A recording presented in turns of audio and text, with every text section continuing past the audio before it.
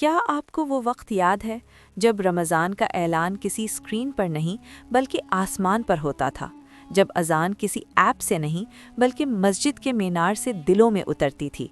ذرا آنکھیں بند کیجیے، نہ اسمارٹ فون، نہ سوشل میڈیا، نہ ڈیجیٹل مصروفیات، بس مٹی کی خوشبو، سادہ گھر اور دل جو اللہ کے لیے دھڑکتے تھے۔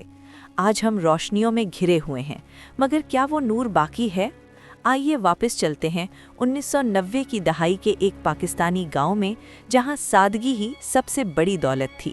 رمضان ہمیشہ سے عبادت، اجتماعیت اور روحانی تربیت کا مہینہ رہا ہے، لیکن سوال یہ ہے، کیا ہم نے اس کی اصل روح کو محفوظ رکھا؟